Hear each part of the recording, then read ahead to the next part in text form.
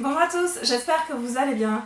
Me voici de retour sur le blog pour une nouvelle vidéo un petit peu particulière, donc c'est pour ça que j'ai voulu changer de décor. J'ai aujourd'hui envie de vous parler de deux de mes lectures qui sortent un petit peu du cadre de mes lectures habituelles. Donc j'avais pas envie de faire des chroniques, mais je préférais vous en parler en vidéo. Vous allez comprendre rapidement pourquoi, parce que la première lecture dont je vais vous parler, c'est tout simplement des bandes dessinées. Alors je trouvais un peu débile de vous parler de bandes dessinées dans une chronique écrite. C'est difficile de montrer des images, du coup j'ai préféré vous en parler en vidéo. La deuxième lecture dont je vais vous parler, ce sont des fanfictions. Là aussi on sort un peu du contexte habituel et donc c'est pour ça que j'avais envie de vous en parler à l'oral plutôt qu'à l'écrit. Et c'est parti tout de suite pour ces deux chroniques qui sortent un petit peu de l'ordinaire.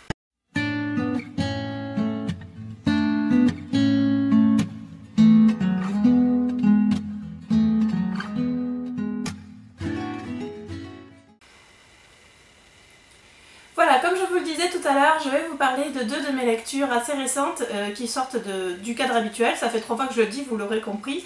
La première lecture dont je vais vous parler, ce sont les 3 tomes de la série, celle donc de Vanilla. Ça a été publié chez Dargo. Ce sont des bandes dessinées. Alors je sais pas trop si ce sont des bandes dessinées parce que c'est assez épais, ça ressemble un peu à un comic en fait. Donc ça c'est le premier tome qui s'appelle Celle que je ne suis pas.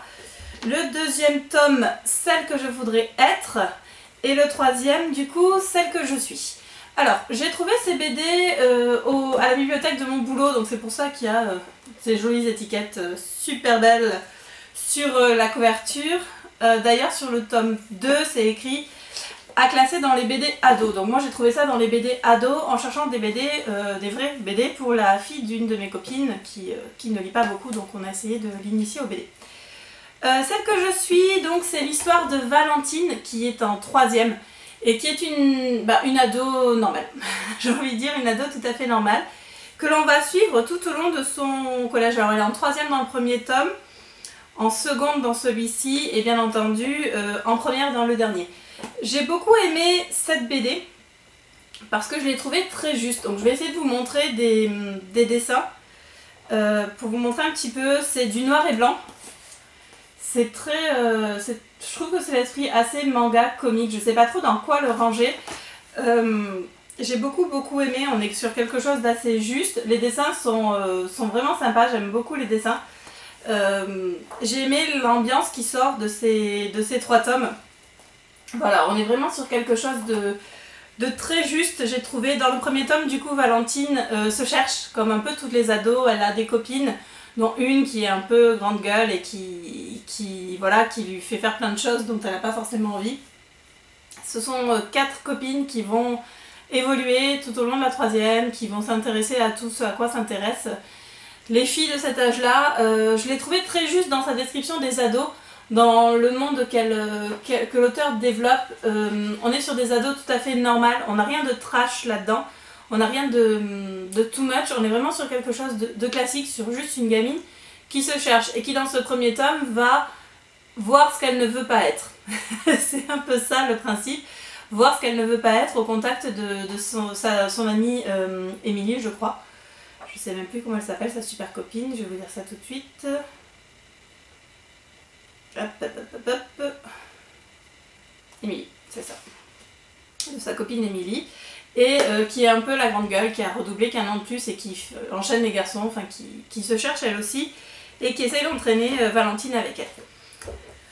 Dans le deuxième tome, Celle que je voudrais être, Valentine grandit un peu, elle est séparée de ses copines au lycée, elle se retrouve plus dans la même classe, et c'est peut-être pas plus mal parce qu'elle va prendre un peu d'indépendance, savoir un peu ce qu'elle veut, se trouver un petit peu plus et essayer d'être elle-même tout simplement. Ce qui n'est vraiment pas facile à cet âge-là. On est sur une gamine qui, j'ai envie de dire une ado normale, qui va essayer de s'imposer un petit peu plus, en partant peut-être dans l'excès, en essayant de ressembler à celle qu'elle voudrait être, sans forcément être celle qu'elle est réellement. Parce que voilà, c'est un âge vraiment difficile où on passe son temps à se chercher, et j'ai trouvé que l'auteur arrivait à très bien à retranscrire cet état d'esprit qu'on peut avoir à cet âge-là.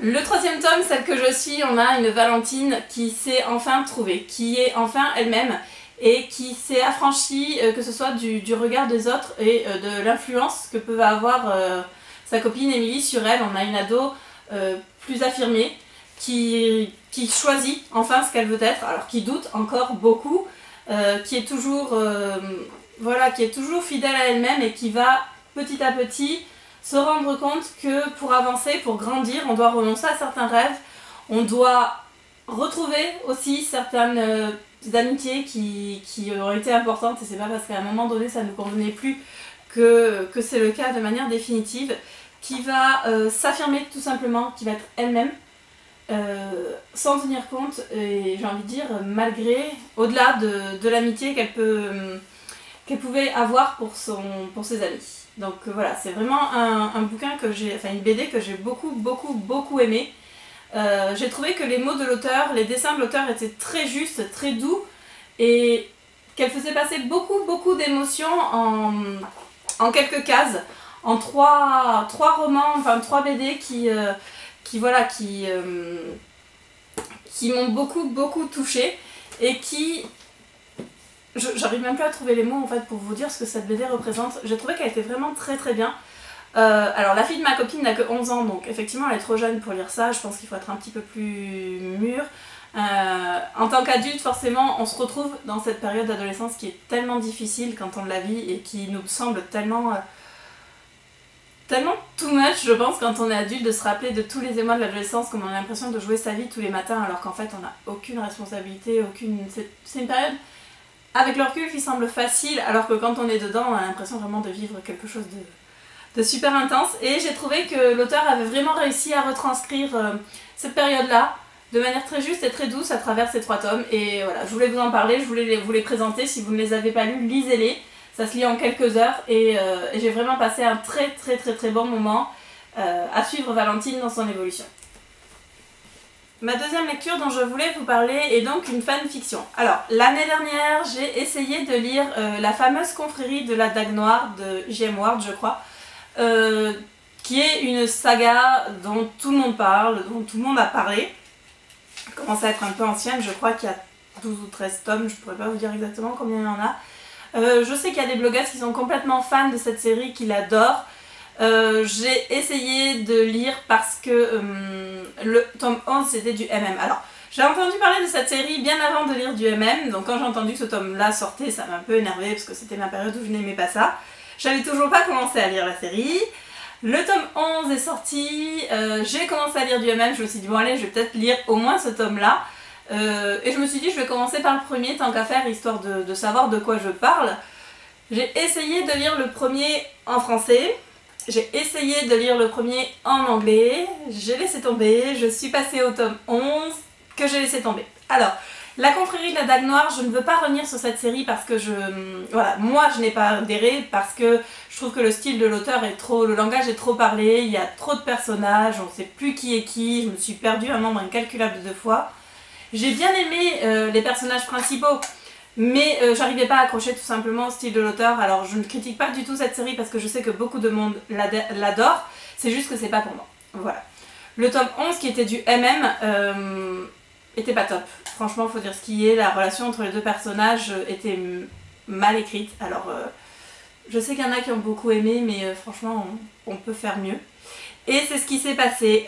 J'en discutais avec mes copines Amélie et Thalie et elles m'ont conseillé de lire cette fanfiction qui a été écrite donc par Vanessa Kos, donc Van Kao.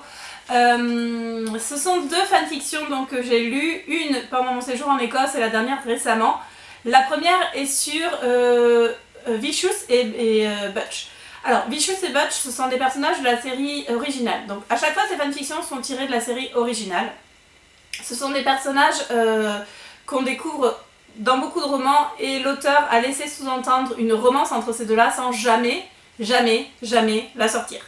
A priori, c'était très frustrant pour les fans de la série ce qu'a fait cet auteur de fanfic est vraiment formidable. Je n'ai pas lu les passages, je n'ai pas lu les tomes de la série, donc je ne connaissais pas cette tension qu'il pouvait y avoir entre Vicious et Butch. Ce que je peux vous dire, c'est que cette fanfiction est tout simplement géniale. Elle est à mon sens encore meilleur que la saga originale. Alors, je vais peut-être me faire taper dessus si certaines entendent ça, mais pour moi c'est vrai.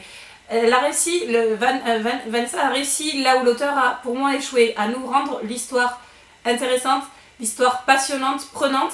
Ce sont les mêmes personnages, on est sur les mêmes personnages, sur la même histoire, sur le même contexte. On a les mêmes méchants qu'on avait déjà dans la série originale. On n'a pas que la romance entre les personnages, on a toujours la lutte du bien contre le mal, tout ce qui est en fait dans, je suppose, dans les romans de la série originale. La fanfiction fait un truc comme 800 pages, je crois. C'est juste énorme. Elle a réussi à me tenir en haleine pendant 800 pages. Elle a réussi là où l'auteur a échoué, tout simplement. Et elle nous a écrit une romance, mais magnifique. J'ai pas d'autres mots, tellement c'est prenant, tellement c'est fort ce qui se passe entre ces deux mâles. Et c'est juste sublime, c'est juste parfait. Je crois que si l'auteur avait écrit ce que l'auteur de fanfiction a écrit, voilà, elle aurait encore... Enfin, je sais pas, je sais qu'elle a vendu plein de bouquins et qu'il n'y a aucune raison de dire qu'elle en aurait vendu plus. J'ai oublié de vous dire que ce tome sur Vicious et Butch s'appelle La rédemption du vampire.